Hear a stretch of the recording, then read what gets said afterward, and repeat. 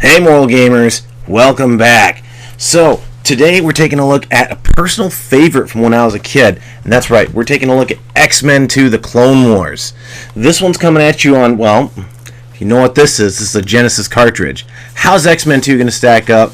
Keep watching. Now, the thing about X-Men 2 is it actually had a comic book feeling to it. The whole game plays out like a big old comic book, and then they really did the graphics nicely, so it looks like a comic book.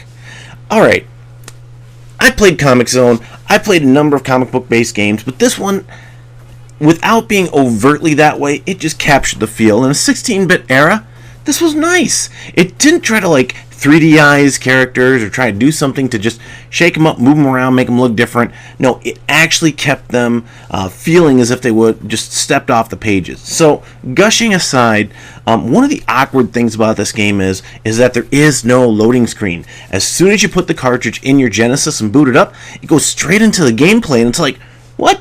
I didn't get to choose my character and I'm playing already? That was actually kind of cool, though. Unfortunately, though, they make you go through loading screens and whatnot once the first level is over. It's like, guys, what are you doing? Any rate, though. So, there's not much story here. Everything's in text. It's all following the Phalanx timeline, where the Phalanx basically are cloning mutants, and they're trying to take over the world. Try to take over the world! At any rate, too much Pinky in the brain. Any rate, though, is this the right game for you? And I'm loving X-Men Clone Wars. I actually did some play-alongs and stuff like that, where I've gone through almost the entire game, getting to the very last boss, and it's like, ah! And the thing I kind of don't like about the game is you get rickrolled. I mean, as soon as you defeat what you think is the last boss, they send you up against 6 additional bosses, and it's like, guys, really? You're gonna rickroll us like that? Oh, whatever. Any rate, though, I don't like Psylocke. I don't like Psylocke, okay? Psylocke and Cyclops seem like worthless characters.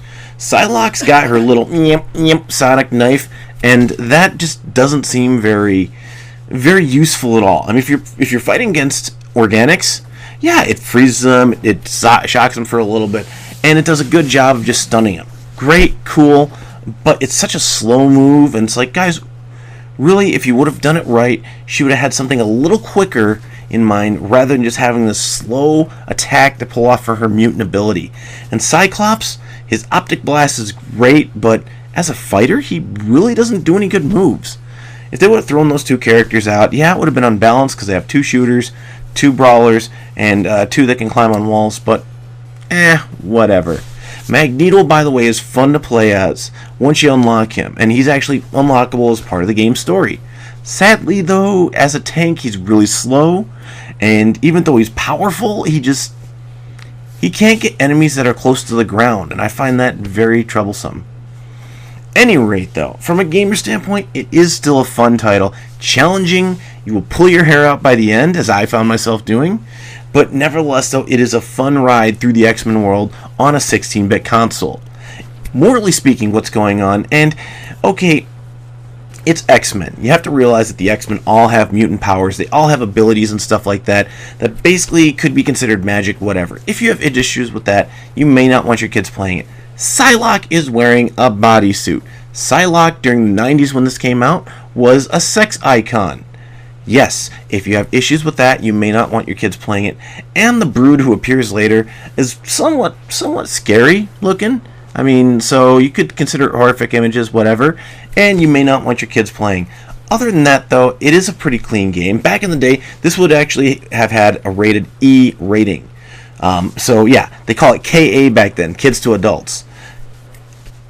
Hey, if you like this review, though, remember to subscribe, like, share, comment. We'd love to hear from you. We're the Moral Gamer, and please also visit us at moralgamer.com.